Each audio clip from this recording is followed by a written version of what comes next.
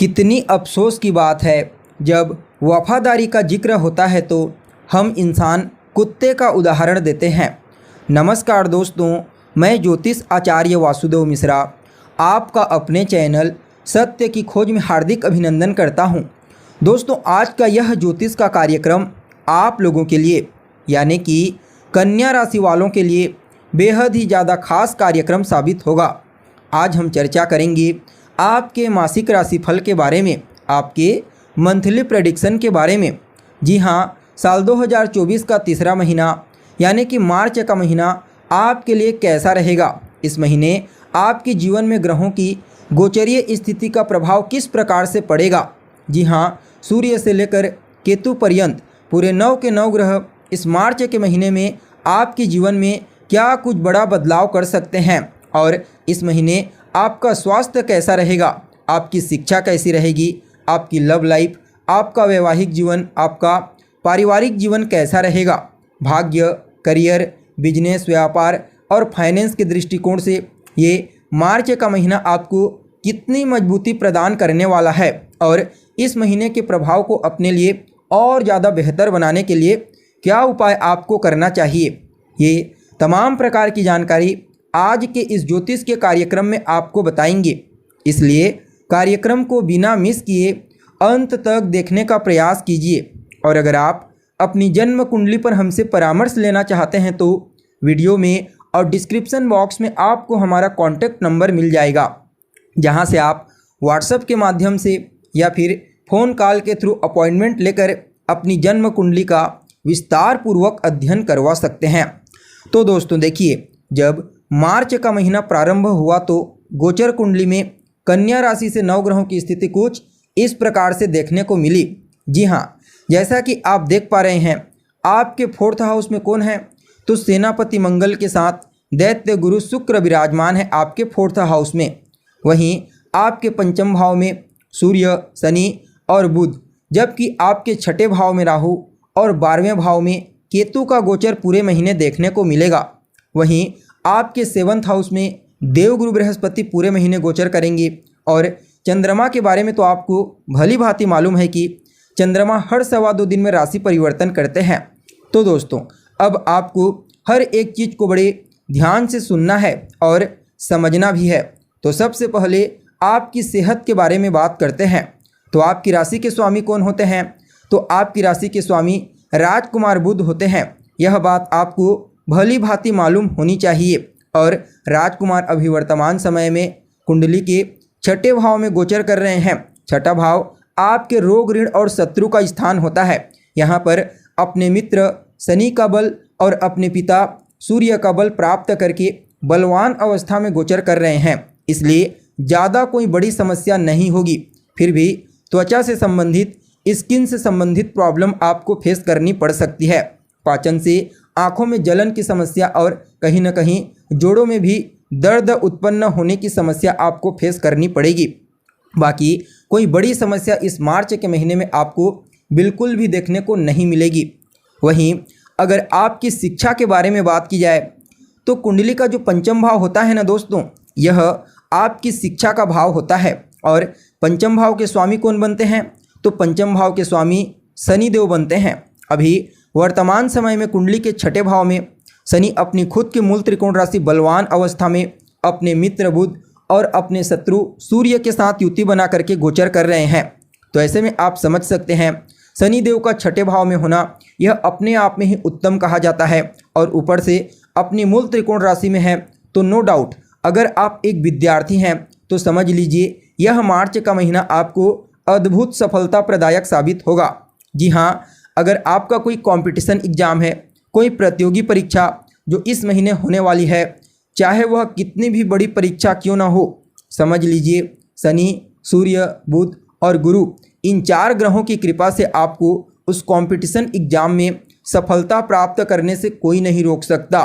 जी हाँ, यह महीना आपके शिक्षा के दृष्टिकोण से अति उत्तम साबित होने वाला है। चाहे आप परीक्षा दिलाने वाले हैं या कोई परिवर्तन करना चाहते हैं या फिर किसी भी प्रकार से कोई नया एडमिशन लेना चाहते हैं, हर मामले में शिक्षा के दृष्टिकोण से इस मार्च के महीने को आपके लिए श्रेष्ठ ही कहा जा सकता है। वहीं अगर आपकी लव लाइफ के बारे में बात की जाए तो कुंडली का जो पंचम भाव होता है ना दोस्तों, यही आपकी लव लाइफ का ही होता है।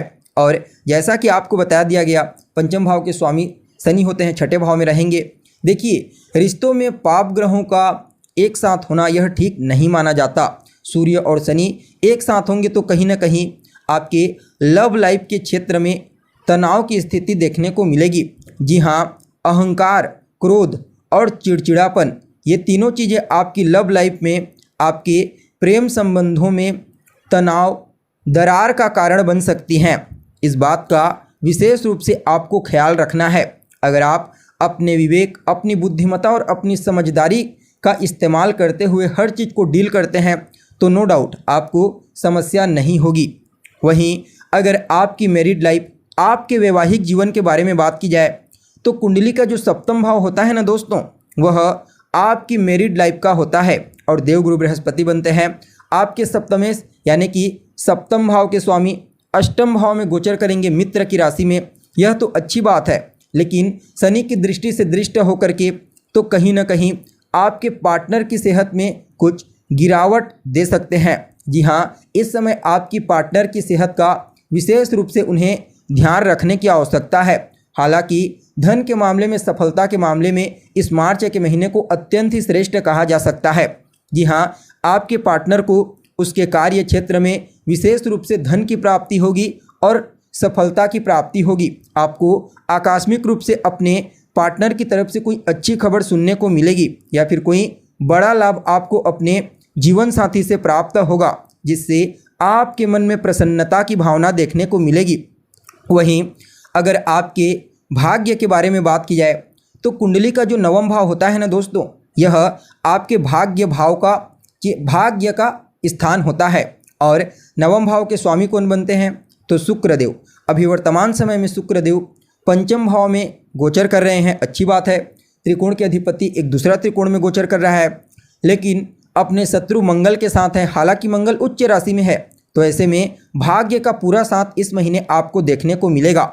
जी हाँ, कदम कदम पर आपको भाग्य का सहारा मिलेगा और जब भाग्य आपके साथ चलने लगेगा तो इसमें कहीं कोई दो मत वाली बात नहीं कि आप जो भी कार्य करेंगे उस कार्य में आपको विशेष सफलता की प्राप्ति होगी। जी हाँ, इस महीने आपको अपने गुरुजनों का, अपने वरिष्ठ जनों का, अपने इष्ट देव और कहीं न कहीं अपने पिता का विशेष आशीर्वाद और स्नेह प्राप्त होगा और उन्हीं के आशीर्वाद और स्नेह से आप इस महीने तेजी से तरक्की करते हुए आगे बढ़ेंगे। कहीं न कहीं धार्मिक क्रियाकलाप के क्षेत्र में, अध्यात्म के क्षेत्र में आपकी रुचि बढ़ती हुई देखी जाएगी। आपके घर परिवार में किसी भी प्रकार से कोई धार्मिक अनुष्ठान, कोई पूजा पाठ, कोई यज्ञ इत्यादि किया जा सकता है और यह आपके लिए अच्छा भी साबित होगा। कहीं ना कहीं वह जातक जो लंबे समय से विदेश जाने के लिए प्रयत्नशील हैं, अवश्य ही इस मार्च के महीने में उन्हें विदेश जाने का मौका प्राप्त हो सकता है। वहीं अगर आपके करियर और आपके बिजनेस व्यापार के बारे में बात की जाए तो कुंडली का जो दसम भाव होता है ना दोस्तों, यह आपके करियर का होता है और कुंडली का जो सप्तम भाव होता है यह आपके बिजनेस व्यापार का होता है। तो यहाँ पर दसमाधिपति बुध कुंडली के छठे भाव में बलवान अवस्था में फिर सप्तम भाव में चले जाएंगे और आपके सप्तमाधिपति देवगुरु बृहस्पति अष्टम भाव में है, अच्छी स्थिति में है बलवान होकर के, क्योंकि मित्र के घर में है। तो ऐसे में आपके लिए करियर और बिजनेस व्यापार दोनों ही दृष्टिकोण से इस मार्च के महीने को श्रेष्ठ ही कहा जा सकता है। चाहे आप किसी भी फील्ड में कोई भी काम क्यों न करते हो, समझ जाइए वहाँ पर आपको अवश्य ही सफलता की प्राप्ति होगी। जी हाँ, कुल मिलाकर के देखा जाए तो आप लोगों के लिए यानी कि कन्या राशि वालों के लिए बिजनेस व्यापार और करियर के दृष्टिकोण से यह मार्च का महीना अवश्य ही आपके लिए विशेष उन्नतिदायक साबित होगा। इस महीने आपको अपने जीवन में आगे बढ़ने के लिए, उन्नति करने के लिए एक से बढ़कर एक नए अवसर प्राप्त होंगे। कोई नया बिजनेस व्यापार आप शुरू करना चाहते हैं तो कर सकते हैं, वहाँ पर आपको लाभ की प्राप्ति होगी। यानी कि कुल मिलाकर के आपके लिए हर प्रकार से यह मार्च का महीना श्रेष्ठ परिणाम प्रदायक ही साबित होगा। फिर भी इस महीने को और ज़्यादा अनुकूल बनाने के लिए रोज़ाना आप गणेश जी के बीज मंत्र का जाप कीजिए और कहीं ना कहीं रोज़ाना दशरथ कृत शनि स्तोत्र और आदित्य हृदय स्तोत्र का पाठ करें। मंगलवार के दिन हनुमान जी के मंदिर में जाकर उनका दर्शन करें और वहीं पर बैठकर हनुमान चालीसा का पाठ करें। साथ ही साथ शनिवार और सोमवार के दिन 1 लोटा जल में 1 चुटकी सफ़ेद तिल और 1 चुटकी काला तिल मिला करके शिवलिंग के ऊपर अर्पित करें और बुधवार के दिन गणेश जी के मंदिर में जाकर के उन्हें दुर्वा अर्पित करें। आपके लिए यह मार्च का महीना अत्यंत ही श्रेष्ठ साबित होगा। तो दोस्तों, कैसी लगी आपको जानकारी, कमेंट करके बताइए।